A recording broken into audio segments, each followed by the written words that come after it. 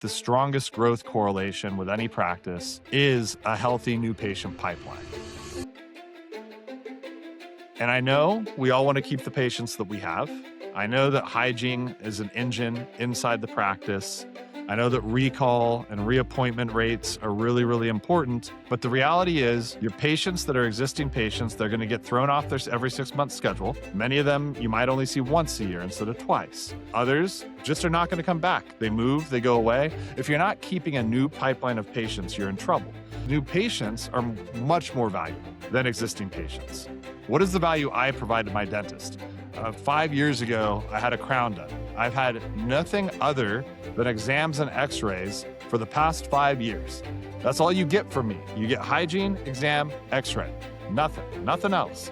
But new patients have issues that need to be treated. They have not seen a dentist in quite some time, often is the case. They might have gum disease, periodontal challenges. They might need SRPs. There could be crowns that are needed. Like they have disease or conditions that require higher value treatments. And so by keeping that new patient pipeline full, you have a much better opportunity at growth. And with over half of US adults not even seeing a dentist, there should be no demand challenge if you're managing your business properly.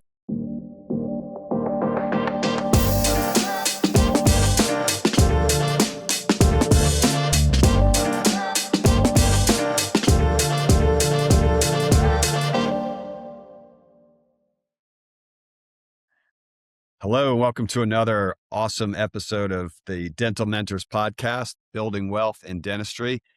I'm very grateful to have a friend of mine, Mike Huffaker, on the podcast today. He's the Chief Revenue Officer for Planet DDS. And I will be forthright and let you know that our DSO, Oak Dental Partners, does use Planet DDS. I think they're totally awesome.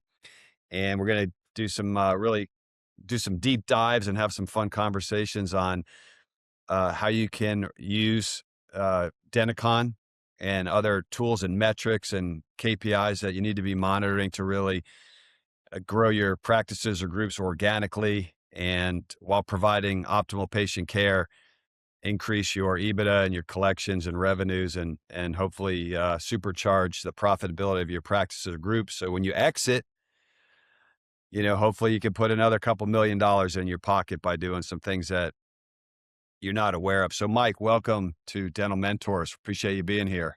Yeah, great to see you as always, Matt. We appreciate the partnership, and it's a real pleasure. Yeah, thank you. I got to see Mike on stage in Dallas at the Dicoma. It's like a Dicoma mini event. I think it's probably like 2 or 3 months ago. The presentation he did was amazing. The data points you have are awesome. I learned a lot of stuff and took that back to our CEO. So I really appreciate everything that you're doing. And Mike's an awesome guy. Like, I've known him for, 4 or 5 years, and he's just a wonderful human being, exceedingly smart, and always willing to share his wealth of knowledge to any dentists that are looking to improve their EBITDA and obviously improve the exit value of their practices. So Mike, I'd love you to just, take a little bit of time and tell us how long you've been with Planet DDS, what you do as Chief Revenue Officer, and talk about Dental OS, Denticon, Cloud9, in case people don't know about that one. So you can take it from here. Yeah, so I joined Planet DDS in 2019. I actually came from outside of dentistry. So I'm now 6.5 years fresh into the dental space. Love it very much, actually. Though when I first got the call from the recruiter to join Planet DDS as their VP of sales, and they told me yeah, it's in the dental industry. I was like, yeah, no, thank you. That sounds kind of weird. That's where everybody's got hands and mouths all the time. And I was in restaurant and hospitality at the time, but I had learned pretty quickly that the industry itself was at an inflection point with all of the consolidation that was taking place, that technology adoption was lagging significantly over other industries.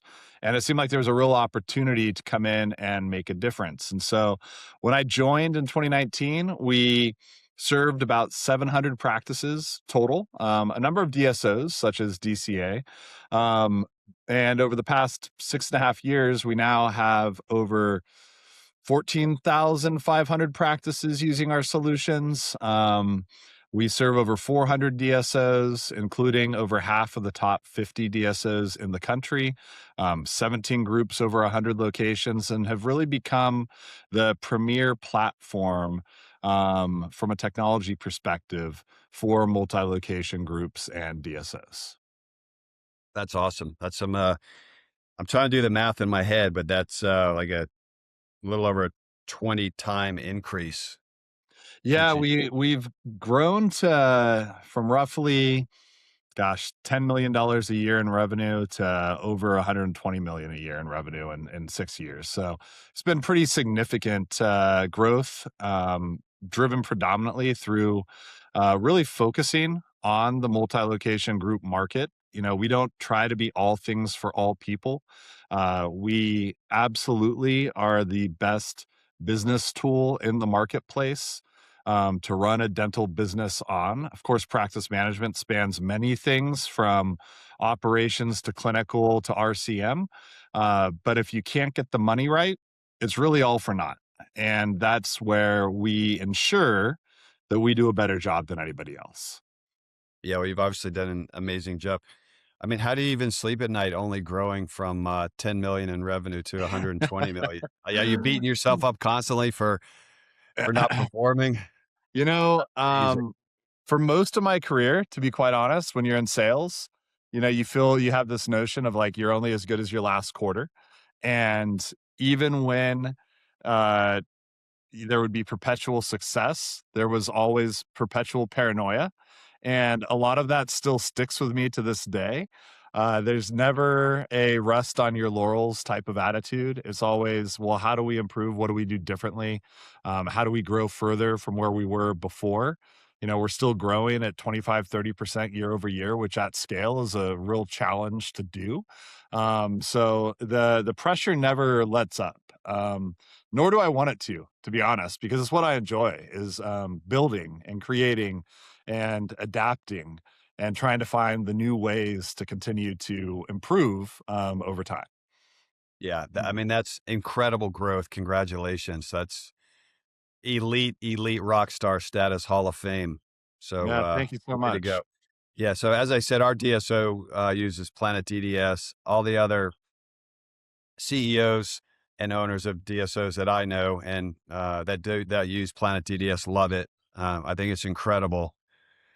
So can you get just so the focus of this of the podcast is like how can we help dentists increase their revenue and increase their collections? Yep. Because if you're not collecting, then the revenue growth, you know, it's not as impactful. Yeah.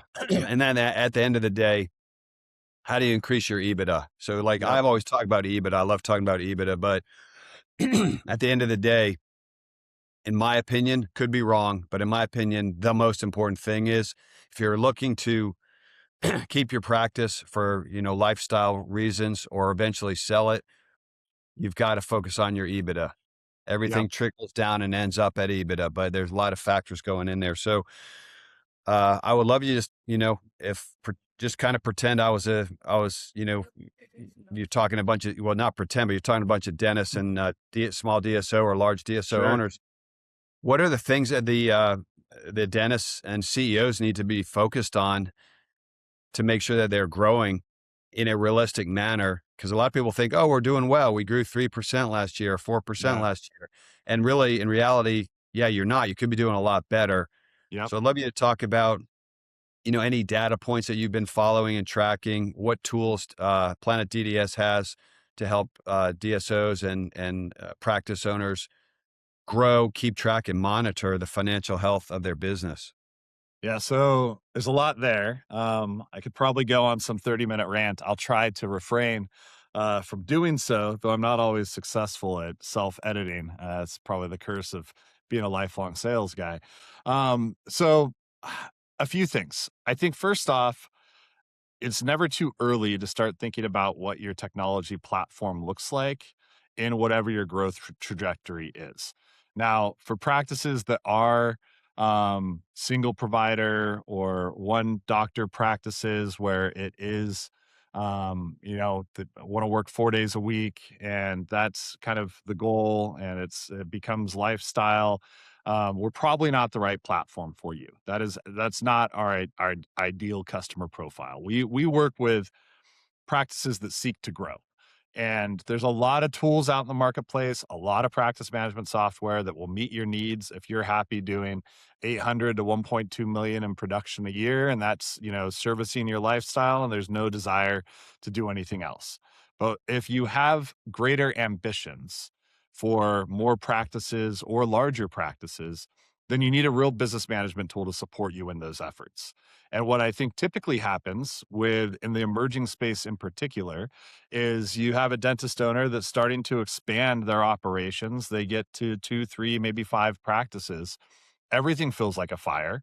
There's perpetual challenges that need to be faced, staffing challenges, patient acquisition challenges. And the last thing that's on anybody's mind at that point is what is the technology foundation that I'm putting in place that will allow me to scale in the future? And then what happens is you're at 15 offices, 18 offices. You find yourself on 6 different practice management software. You have no ability to operationalize anything. You can't create standard operating procedures. There's a reason that people build processes. Processes are designed to drive consistent and repeatable results. But if you don't have a platform that allows you to build any process, then how can you expect consistent, repeatable results? And so that's really where Planet DDS comes in is we offer a platform that allows you to run your business and goes beyond just allowing you to run your business, helps you run your business. And then now in the age of AI actually does some of the work for you, which is really cool. And then also enables you to connect to any best in class solution that you also want to leverage. And so you kind of future proof your technology stack as you move forward. And one of the interesting things that we see in our data is when groups get to that kind of 20 location threshold, their growth slows down. And that's oftentimes when people start to seek investment, when they're looking to bring in somebody either to acquire their business or they want to be acquired by another group. They have not professionalized their organization from a leadership or support perspective yet, nor have they often done the technology investment that was needed, or they choose a platform that's not built for enterprise and scale. Because in the lower end of the market, you can go out to market and you can have 10 different solutions that will likely meet your needs at 2, 3, 4, 5 locations. But if you are seeking to grow further, you're going to outgrow those solutions. And then you have to go and do that entire process again. Or if you don't, you become hamstrung because you're no longer able to manage your RCM effectively. You're no longer able to manage your processes effectively or have really good insight into the data in your practice, which is incredibly important to understand and analyze in order to be able to continue to grow. And those are all things that Planet DDS, that Denticon, and Cloud9 solve for in the marketplace today. That was a great explanation. One, I love to read a lot of books. Like Me too. I probably crush at least a book every 2 weeks. And I love books on business. I love books on the best CEOs, business philosophy, scaling, et cetera. But you brought up a great point. Like as dentists start to grow their practice group, you can easily get caught in the trap of working in your business instead of working on your business. Yep. And if you don't have a state of the art practice management system, you can literally just waste hours and hours upon hours doing nothing that's helping you scale. Like Correct. you have to have state of the art, best in class technology and practice management systems. So you have access to all the data, all the tools, the dashboards, everything you need to scale. Scaling Yep. is it's not easy. Yep. And if you're behind on the technology stack, it's a really, really difficult problem to solve. We had Pat Bauer on here a while back, and Yeah. um, every time I talk to Pat, he's an amazing guy. I love that guy. Just so generous with his time and knowledge. But there's one quote from Pat Bauer that always sticks in my head. It's data fixes everything. Yep. And if something's broken, you can't fix it if you don't have the data Yeah. because you need the data to tell you what's going on. Um, It's a great point. So think about it this way. If you're using multiple solutions, or even if you're using a non-enterprise grade solution in your individual practices, every different practice management software has different data definitions. It You would think it would be really easy to understand what your new patient count is, right? It's new patients that are, brought in that are on the schedule that receive treatment. It's not. It's actually not easy to understand that across multiple solutions. The way that they define a new patient is different. The process for actually bringing a new patient into your practice is different. So when you try to aggregate data sitting on the top of disparate solutions, and you mentioned Pat, they use a standard solution across all of their practices, and they have the same data dictionary for every single element that they're able to then report on. And it becomes very, very complicated. And so if you're going into diligence with a buyer, and they want to understand your business, and there's what quality of the information that you're provided are you able to validate. And if they're looking at things, and these are sophisticated individuals, they start going like, well, this doesn't add up, like this doesn't connect with this doesn't make sense with this. And it's likely because you're using different definitions for different things out of different systems, and it becomes incredibly problematic, and you lose credibility and you break some of the trust that you would have. And so that is one thing that I think is um, really critical that a lot of people don't think about. And even if you're trying to use a third party, there's a lot of them out there, like an analytics platform that ingests all the information. If you talk to anybody that's leveraging those tools across fragmented ecosystems, they will tell you that sometimes it's a little bit suspect. And part of the reason is it's the source. Like, you have to think, if you have multiple systems, what are the people in the offices doing in those systems? Are they using every field in the proper way? Are they putting in their own procedure codes? How are you managing your fee schedules? What sort of adjustment process do they have for adjusting off or doing cash refunds or you have no control. It's the Wild West. Every single practice is able to do their own things. You have no oversight at the corporate level, which really diminishes your ability to run an effective business at scale. I agree. Absolutely. Um, I will say this because, I'm co-founder of Dental Pitch Brokerage. I think everybody Yeah. knows that. Yep. But, so we're dealing with buyers all the time. And I will say this, if you are a dentist and you're looking to sell your practice or your group, you better have your technology stack, up to snuff, because the buyers are very sophisticated now. And, there was a period of time where buyers were overpaying Yep. for groups and practices, and those days are long gone. Buyers are a lot more diligent. They spend a lot more time on due diligence. And if you own 5 offices, 10 or 20 offices, and they're all disjointed, they've got different practice management systems, the data is not collated in a coherent manner, you're literally you could lose 1 to 2 turns on your EBITDA when you Yep. sell. And what I mean by that is, let's say you had 10 or 20 practices, your EBITDA is strong. I'm just going to pick an easy number here, right? Let's say you've got EBITDA of 2 million. And if you had all your ducks in a row, you might get a 7 times EBITDA, 14 million. But if you don't have the right practice management system in place, you don't have the right tech stack, or you've got different practice management systems, the data is not coming together clearly and properly, you literally might get a 5x. Yep. So, 10 million instead of 14 million. I think one of the very best investments dentists need to make is investing, and I call it investing, not spending money, investing Correct. money on a great practice management system. Yeah. Not I'll only give you. will it get you more money when you sell, but it's also going to help you earn more money pre-sale. And Yep. if you want to keep your practice another 10 or 20 years, you want them. I always say patient care comes first, proper patient care, Yep. ethical patient care. But if you're doing all that and you're working X amount of hours per week, why wouldn't you want to maximize your net income each year? Why Yep. wouldn't you? Yeah.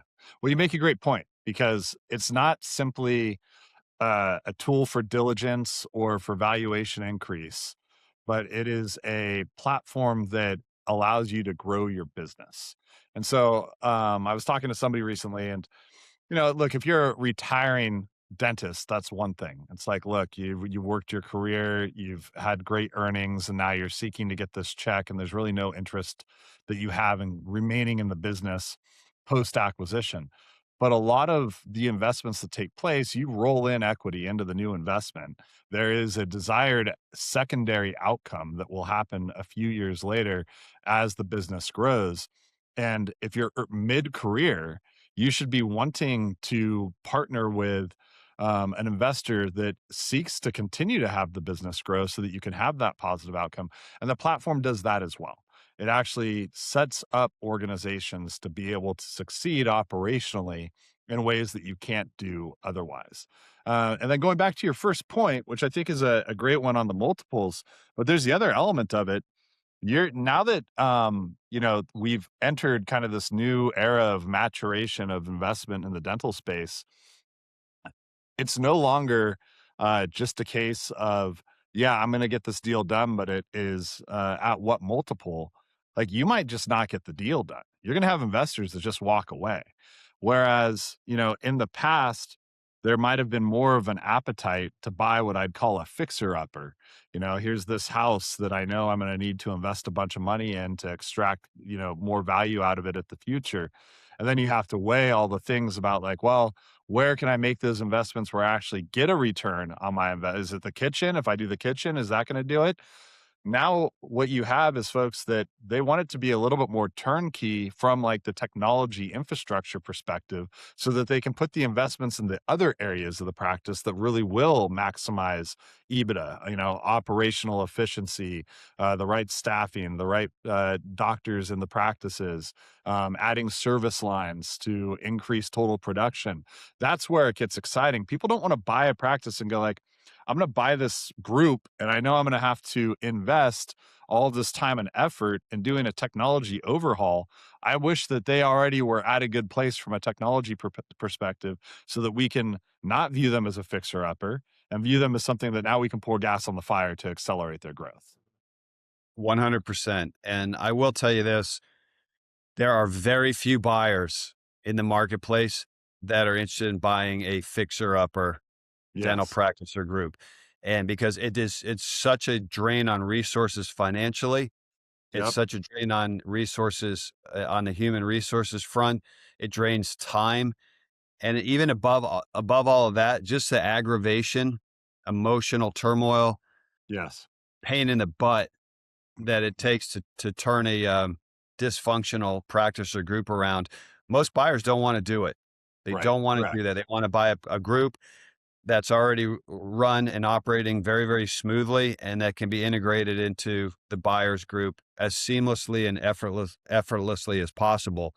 Um, I mean, I just hear that all the time from the buyers. I think we've got like 120 plus buyers in our network now, and not one of them says, "Hey, go find me a dental practice or group that has a lot of problems, so we can go fix it up and turn it around." I think that's more like Absolutely. a dentist that maybe buys a flailing or struggling office that might be, 20, 30 minutes from their existing office where they can get in hands on and fix things up, but not at scale. That does not work Not at at scale. scale. No No, way. we just hosted an event. We called it the Dental Capital Forum last week, and it was 25 DSO CEOs representing over 8,000 offices. I did Um, not get invited to that, by the well, way. you know what? It was an oversight. We'll work on that for the next one. Okay. It But I was, will say this, yeah. you do always invite me to your, your pool party, sponsor event. Absolutely. Of I can, course. And it's even better. A pool party. I mean, yeah, we had to wear suit and tie for this event, so yeah, I think the pool party was more fun for sure. no doubt. But yeah, we had 20 private equity deal teams there as well, representing over $1 trillion in investments, all of them active in the dental space. And one of the presentations we got was from Boston Consulting Group. We brought him in, and they have some incredible data, and they were talking about the um, how the dental space is comprised based off of practice size. And I think it was somewhere between 12 and 15% of dental practices are $2 million plus practices, which means it's not that many in the grand scheme of things, which got me going. Well, I'm really curious now what the blend looks like inside the Planet DDS ecosystem, because we almost only serve multi-location groups and DSOs. In fact, 85% of the practices on our platform are associated with a multi-location organization. You're talking And about revenue, not EBITDA. revenue. Yeah, Okay. revenue. And Okay. so the premise that Boston Consulting Group was sharing was that DSOs seek to invest in larger practices, meaning that the pie actually is smaller than one would expect for consolidation if there's only 12 to 15% of practices that are doing over the $2 million in revenue. So I looked at our numbers, and we actually it kind of holds true. I think something like 40 to 50% of the practices on our platform are $2 million plus production offices. So we generally have larger offices that are on the platform, and that kind of aligns with the fact that groups either want to acquire or investors want to acquire practices that are already healthy, that they can maybe move from that 1.5 to 2 million, or from the 1.7 to 3 million, with additional investments, but they're not seeking a lot of the smaller single provider practices with, $700,000 in production. So you need to make some decisions about, what you want for your practice, where it needs to go, how you can grow it, separate and apart from adding additional locations. And institutional investors are absolutely seeking those that are not fixer uppers, that have the opportunity to implement new elements into the business that are going to spike the EBITDA and grow the business overall. Yeah. My favorite dental consulting group in the US is Tower Leadership. And their founder, Eric Morin, he could not make this podcast, but I have talked to a bunch of dentists that have hired Tower, and the growth. If Yeah, the dentists do what Tower Leadership tells them and shows them what to do and how to do, they have doubled, tripled, and one group 10x'd their revenue yeah, in 12 to 24 months. I mean, I've seen some incredible stuff. So I want to get into that next because, again, I wrote 2 books on EBITDA. I love EBITDA. Kind of a nerd in that area, but I love talking about EBITDA because when you go to sell, that's what matters. yep, The higher your EBITDA, the higher the multiple you get, which is correct. really cool. Like if you got $500,000 of EBITDA, you get a 5 to 6 times multiple. So you get 2.5 to 3 million for your practice. If you've got 2 million of EBITDA, Yeah, you likely get a 7x, yep, yep, which is huge. I mean, there's a huge difference. For every yeah, dollar of EBITDA, you went from 5 or 6 times a dollar. You can go to 7 or 8 times per yeah. dollar, and that adds up big time, especially if you want to retire. I Yeah. mean, Well, I love your perspective on this. My viewpoint is that the reason that is because you're proven at scale. You've essentially proved that the business is sustainable and large enough to grow. You've kind of crossed that, chasm of, are we going to shrink over time, or is this a business that is durable for the long term? Because the multiple is basically a bet on the amount of EBITDA that you'll be able to continue to generate in the future, right? And so absolutely. it's a more investable, trustworthy play if you've got a stronger EBITDA amount, which would equal to increasing that multiple. Am I thinking about this the right way, in terms of how you would think about it? Yeah, so it's for me, it's 2 parts. And I can speak because, Oak Dental Partners went from 20 practices, we're at over 80 now. Yep. So what you said is spot on 100%. The other component is this. If you're trying to grow through acquisition, you're a DSO and you're trying to grow and grow and grow and get to the point where you could sell for 12 times EBITDA, right? So, um, a DSO or, private equity, family office, or existing practice group is willing to pay a higher multiple to acquire multiple offices at the same time. And Yeah. it comes down to, as humans, we have a limited amount of time to do due diligence. And when you're looking to buy a practice, you may do due diligence on 5 practices and end up only buying one. So you've literally wasted 80% of the time on 4 that didn't work to find one that did. Right. So Right.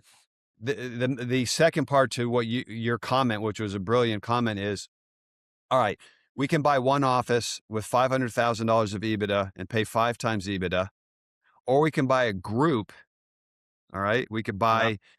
buy, let's just say we could buy 5 offices with 2.5 million of EBITDA, Yeah. and we're happy to pay 7 times EBITDA. We'll pay a Yeah. higher multiple because it's eliminating literally thousands of hours of due diligence Yep. when 80% of that due diligence time ends up with a nothing. Yeah. You Well, don't get in the end zone. I think there's more to that too. You're actually eliminating risk in your ability to grow. And one of the Yes. data points that we see across our network, 65% of practices are growing, and 35% are not. They're shrinking. They have negative year-over-year growth. If you're buying a group, there's always going to be some blend of that. Every organization that we work with has underperforming practices. They have overperforming practices. That's just the nature of what the business is.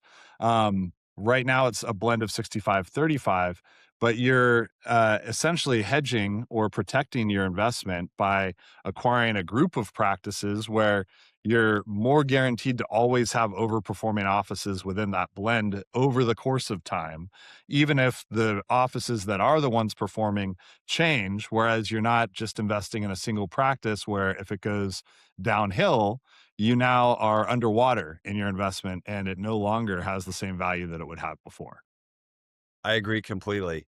And the reason those numbers work is some DSOs or groups, they do get to a point where they can sell at a 10 or 12 times EBITDA multiple. I'm just Mhm. going to use an easy number. Let's say they get to a point where they're at a 10, that group could exit at a 10 times EBITDA multiple. Well, they're happy to pay 5 times EBITDA for an office because as soon as they buy that office, they paid $1 million Correct. for that office. As soon as it's integrated in, that office is now worth $2 million to the group that bought them.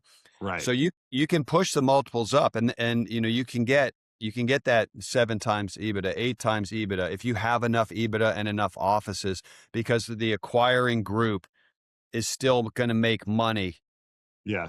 and sell, even though they paid you a higher multiple. You brought up Yeah. a really interesting statistic, and you brought it up at the like I'm calling them like mini Dykema events, but you said Yeah. 60. Yeah. The Dykema leadership event. The Dykema leadership events. I love those. Brian Kaleo's amazing. Like, I love that guy. Just brings so much value to the industry. Um, 65% of practices have positive organic growth, and 35% are at 0 or negative. Can you get into what is separating the practices that are growing, have Yeah. positive organic growth, from the ones that are stagnant or negative? And then there's a subset to that you brought up at the Dykema leadership event in Dallas is the practices that are growing. I think you said like having really, really good positive organic EBITDA growth. What are some of the metrics or KPIs that are separating the fastest organically growing practices from the ones that are doing good and the ones that are doing mediocre or negative? Yeah, absolutely. So, quite a few things with that we can dive into. First off, on the 65-35 piece, I just want to also call out like we saw that the industry grew at 4% across our network. BCG, they forecasted 3% growth. So our network actually grew on average more, the folks that are using Denticon and Cloud9, than what the industry average expectation was. Uh, 33% more. 30 exactly, which is a significant. It sounds like not a It's lot when you're huge. thinking 1 percentage point, but it's actually really large. And That's then when you huge. when you dive in and you kind of pull back the covers a little bit, 33% of the practices on our platform grew over 10%. It's why averages are so dangerous. You can sit there and go like, well, the industry's at 4%. My practice grew at 2%. I'm not really all that bad. It's like, no, no, 1 out of 3 is growing over 10%. So there are absolute winners out there in the market today. And then the middle is getting very squeezed. And then there's a segment, 15% of groups, 13 and a half to be exact, that are growing less than 10%, that are actually shrinking at over 10%. So there's this kind of bifurcation that's taking place between these really successful practices and those that are not. So then let's think about, what does it take to become a successful practice?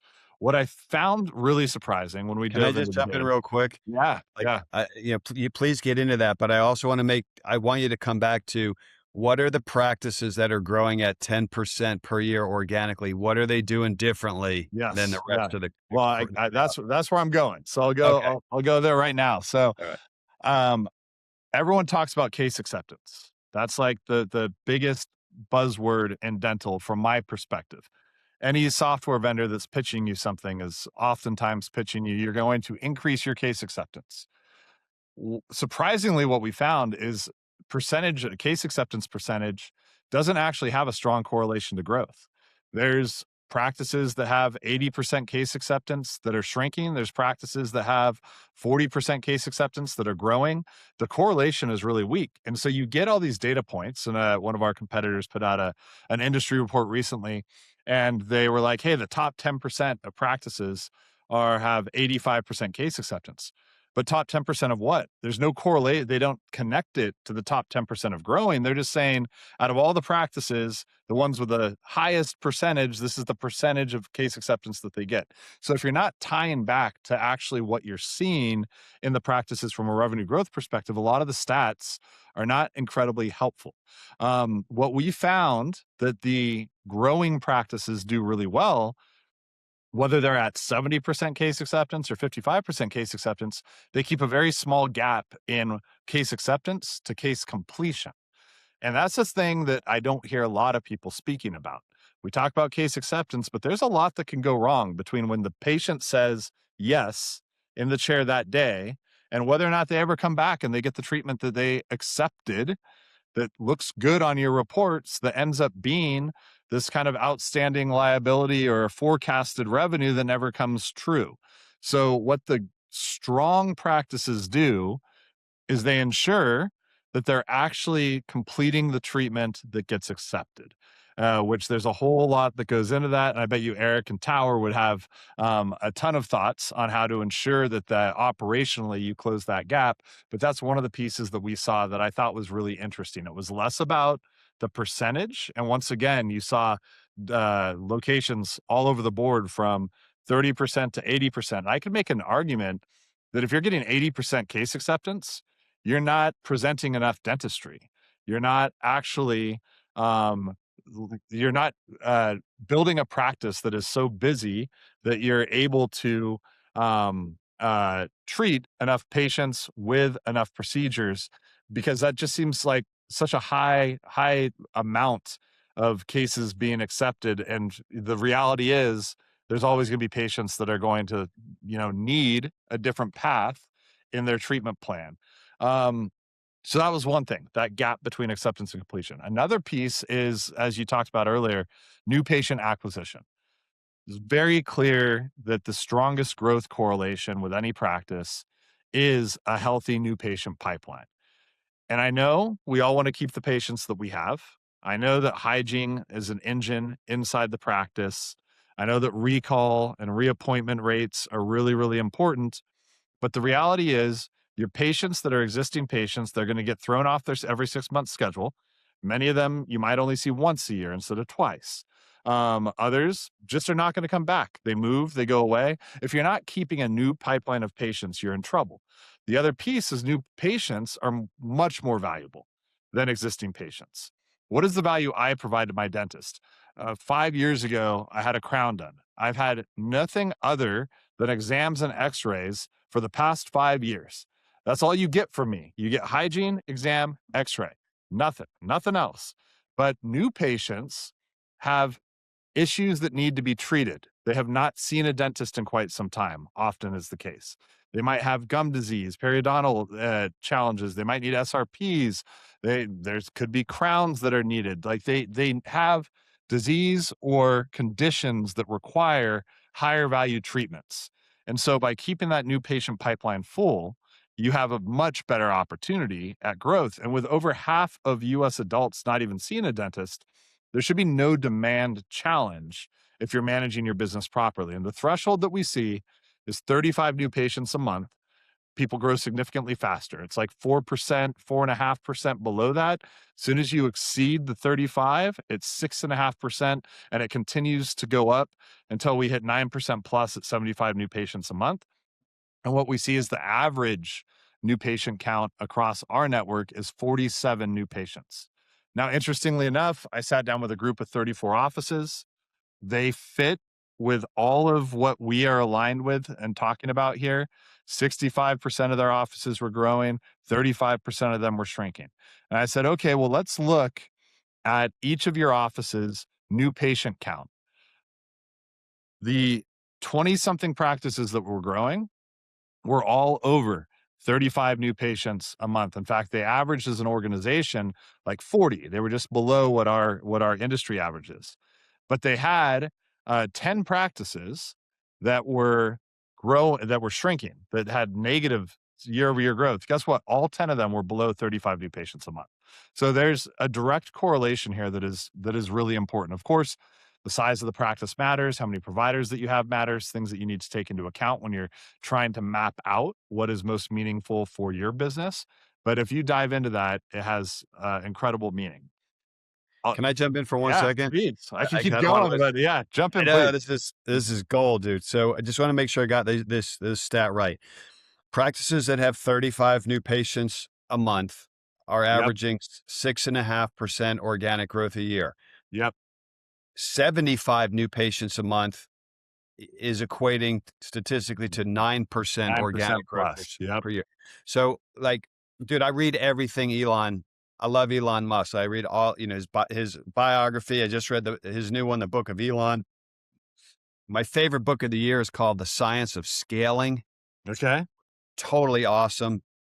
Um, and one of the things they talk about in the book, The Science of Scaling, is if you want to scale, you have to set a floor, meaning you've yeah, got to set a standard, and like it's non-negotiable. yep, Now, in manufacturing or service industry, that might be like if you're a roofer, we don't do any jobs that aren't at least $20,000 yeah, or higher.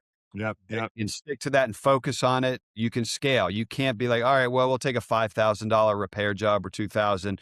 No, yep. you've got to, this is what we do. This is what we're going to do. Anything below that floor is just unacceptable. So, um, I think this is really, really important point. You can expand on it, but if you own a practice or multiple practices, your number one focus, again, I always go like proper patient care. So let's just leave Yep, that as assumption. You're not yep, going to overtreat. yep. You're going to get the best patient care possible. But from what I'm hearing from you is the number one focus, if you want to grow organically and be best in class, is you've got to do whatever you need to do to get 75 new patients per month coming into each practice. Am I on point there or did I miss Yeah, something? no, you should cater that number to the size of your practice, how many doctors you have, and what the operatories are. Understood. But yes, like In if you general, analyzed your own practices, you looked at how many chairs you have in each, how many providers that you have in each, and how many new patients you were averaging by provider. You'd be looking at most, I think, of the practices in our network are 2+ dentist practices. And so you would be wanting to see if you were aligned with that same criteria, 75 plus new patients, you're going to be growing. The thing is, new patients can cover for a multitude of other operational sins, right? Like if you're ending up having leakage on the back end of patients that are existing, if your patients are not being If your hygiene is not surfacing SRP opportunities that are treating gum disease, if you're like, there's so many different things that practices struggle with that new patients by themselves are able to cover and create with growth. You want to dial in all the things. Dental is a complex space in many ways. There's so many levers that can be pulled, but the one most straightforward lever is the new patient piece. Oh, I Um, have a follow-up question on that. yeah, So, first of all, I'll say this: if you're going to sell your practice or group, one of the main things that buyers look at is organic growth in the practices. yep, If you're flat or negative, you are not going to get a premium on your EBITDA multiple. If correct. you're, I mean, if you're clipping along at 9% organic growth per year, you might get an extra turn on that EBITDA multiple. Yep. I mean, just that alone could be worth, millions of dollars extra when you go to sell. But if you had to postulate, what would be the minimum number of chairs a dental practice should have? It's a tough one because it depends on what you use the chairs for. And so if you've got a couple hygiene chairs, you have a dentist chair. Like what we have seen though is what the way I would think about it is your production per chair, not necessarily total chair count. And so Yeah, let me the jump in. Sorry to interrupt, but like yeah, we have buyers out there say, "I'm not buying a practice with 4 chairs. yeah, yeah. I'm Well, not."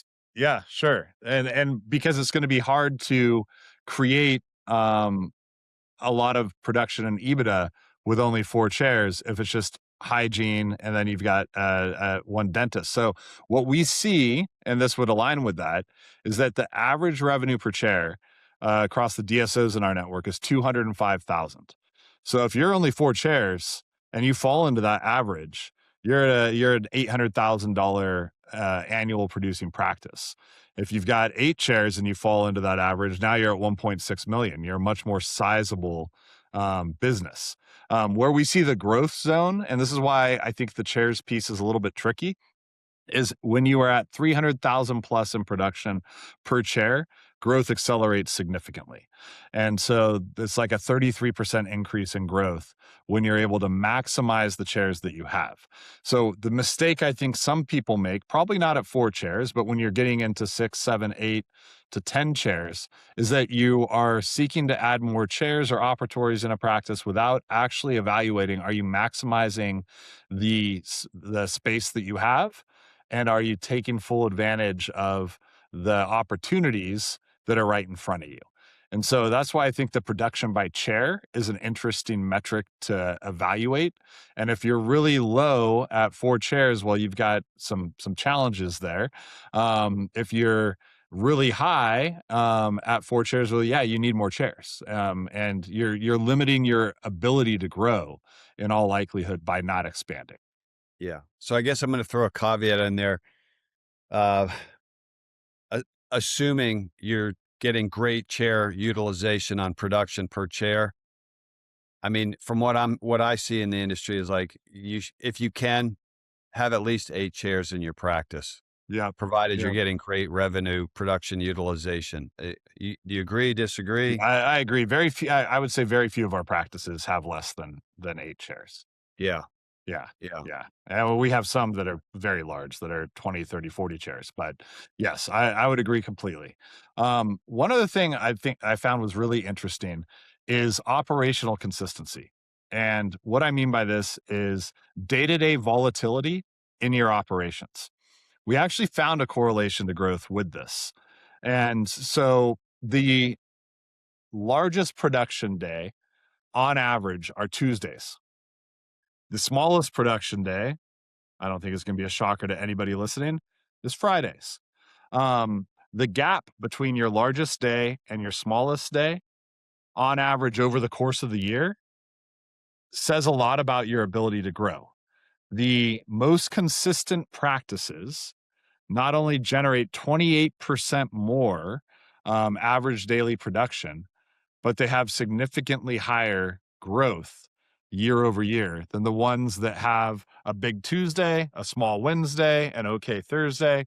And we know that there's a lot of things that go into this, right? It's schedule management, it's doctor hours, it's access to care.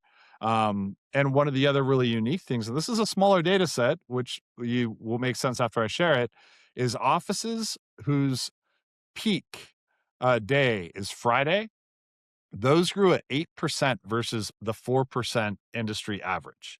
Not as many of them fall into that criteria because there's a Friday problem in dentistry.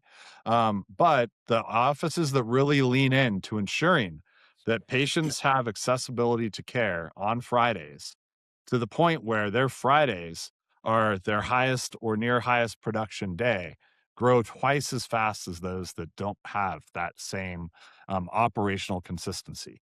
And then we see it on the other end, the really volatile practices where day to day it's like bounces all over the place, the production that they are actually successful with, those practices all shrink.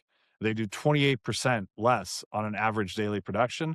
Those that have been able to tame their schedule to slay the dragon and make sure that they have providers available, treatment available, and patients in the chairs day after day, they grow significantly more and have 28% production increase. That's fascinating. Here's another one for you.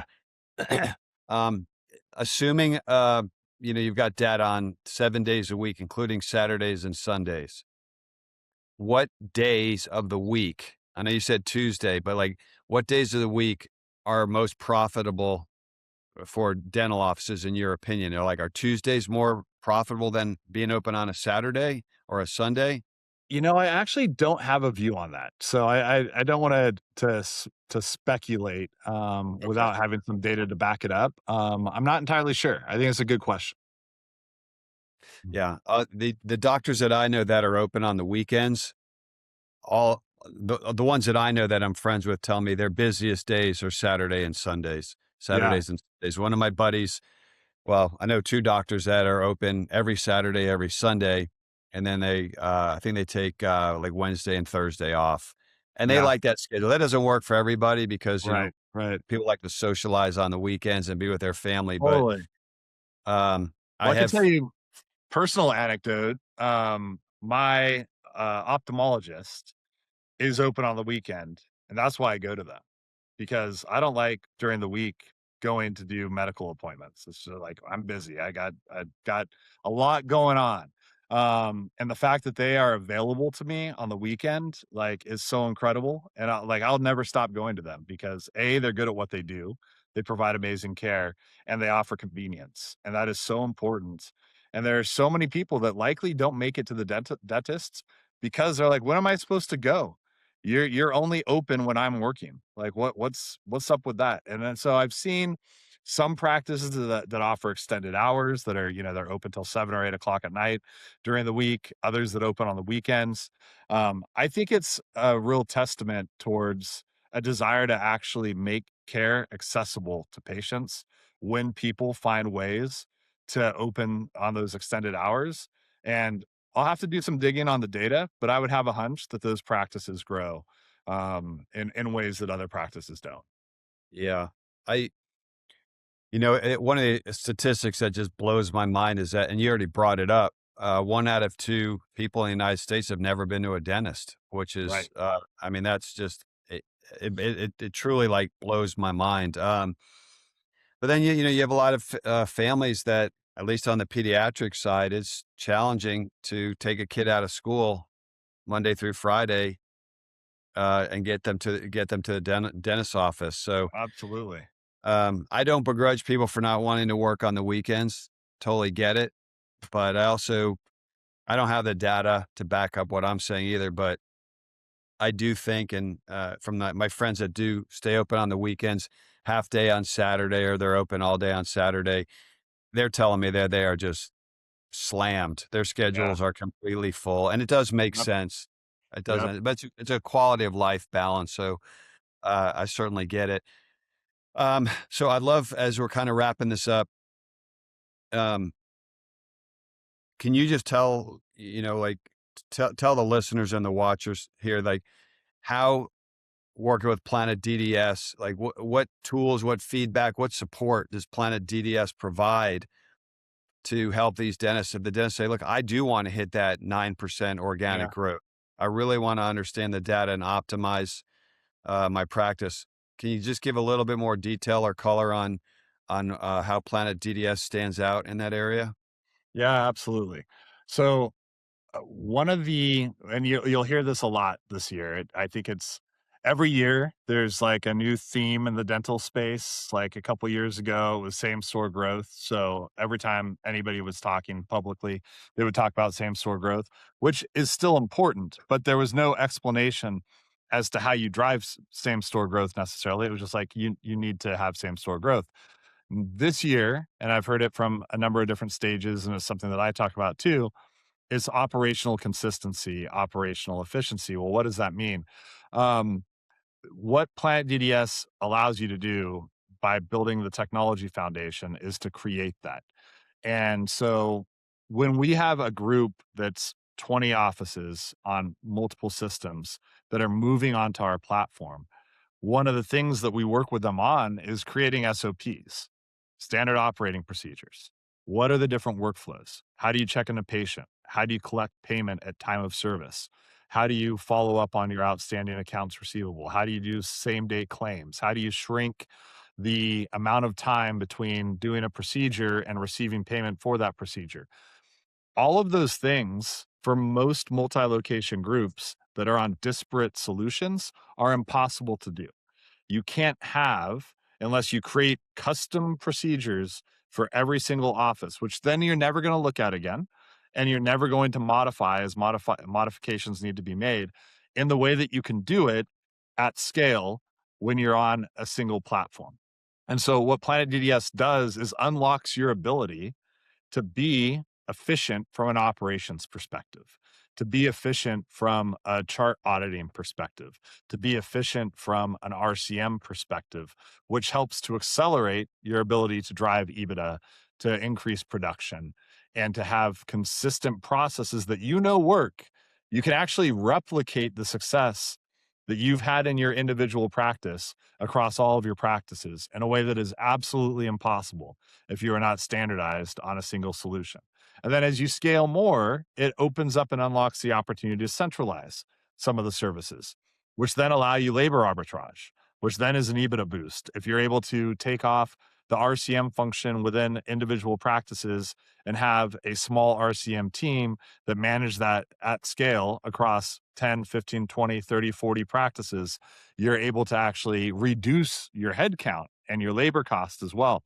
So there's a number of elements to what a modern practice management enterprise class solution offers you that then extends into tying in your radiographic AI provider that lives within the workflows that your providers work in, tying in third-party agent tools for an front desk agent that's a receptionist or something along those lines.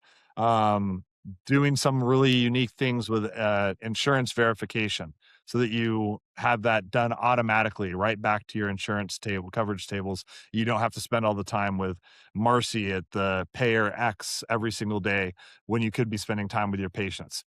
There's so many little things that all add up to incredible benefits and outcomes. And that's what we do. And that's what we focus on. How does someone get in touch with someone from Planet DDS if they would like to talk more about using your platform? Yeah, always welcome to reach out directly to me. I'm on LinkedIn. You can send me a message there. You can also email me at mhuffaker@planetdds.com or go to our website, planetdds.com, where you can find our industry deep dive report, which a lot of the data that I was talking about today is available. It is ungated. We believe in giving back to the space that we work in. So we're not going to hold your email or phone number or anything else hostage. You just click on it and download it. No asks from you at all. We have our industry report, the industry deep dive report, and if you're interested in seeing a demo of the product or learning more about anything that we do, you can submit an inquiry there as well. All right. Well, I'm just going to say just a little bit of a plug here. We do use Planet DDS at our DSO. Our CEO and our operational team love it. They would not switch under any circumstance. So, and the support we get from Planet DDS is fantastic. So, as we wrap this up, I like to leave everybody with a couple actionable items, usable points of value. So in the two things that you touched on, case acceptance is important, but what's way more important than just case acceptance is case completion. Yep. And number two, if you're trying to grow organically and grow your net income, your EBITDA, at a minimum, you should be shooting for 35 new patients per month per location. And if you really, really want to supercharge your organic growth, and I know it depends a little bit here and there, but if you really want to hit that, try to go for that 9-10% organic growth annually, you should be striving for 75 new patients per month. Yep. So those 2 Absolutely. Of points are very, very valuable. Really appreciate your time. I don't know if we'll put this in course. there. I ask everybody this. So how many times a year do you go to the dentist? I go twice. Yeah, Okay. All right. absolutely. I go 4 times a year. And Okay. I can happily say I have not had a cavity in, gosh, 30 something years. So I'm like, Yeah, I'm not a high value patient to my dentist. And you brought correct. that Yeah. up. All Yep. right. Do you floss regularly? Oh, man. Don't lie, Um, Mike. I Don't I lie. I do not, Okay. not regularly. I do floss, so All right. caveat there for sure. All right. But not How not often do you not floss? How daily, often do you probably a floss? couple times a week. A couple times a week. Okay. Yep, yep, Fair enough. I had yeah, Mitch Olin on here, who was the former CEO yeah, of DCA, yeah, and absolutely. Mitch, he was honest, but he said he never flosses. And Yeah, I'm like, man, gotta start flossing. I know what I can get Mitch for Christmas. I can get him absolutely, get him some good dental floss. All for right, what's sure. the next conference you're going to be at? I will be at ADSO next month, and then All right. I will be on the big stage at Dykema. After 6 years in the industry, I finally convinced Brian Kalea that I'm competent enough to stand in front of a couple thousand people and give a presentation. So, those are my next two. Yeah, well, your presentations on stage are amazing, and I will definitely see you at the Dykema conference. I really appreciate you've always been nice to me since the first time I met you many years ago. Always shared all your wisdom and knowledge. Planet DDS is awesome, and I think you provided just tremendous value to anybody watching or listening. So, thank you very, very, very much for your time. I'm going to ask you to stay on for 15 seconds after I stop recording so it can load up Yeah, right. yeah, yeah. Of course, So I know the everybody drill. watch. Yeah. I know the drill. Everybody who's watching, thank you very much. Thanks for watching Dental Mentors podcast. And if you see us on LinkedIn or Facebook or YouTube, please subscribe. We have amazing people like Mike on the podcast, and just here to help you build your wealth, grow your income, grow your practices, and have an amazing high value exit if and when you choose to sell. So thank you, everybody. Thank you, Mike. I appreciate your Thank time. you. Absolutely.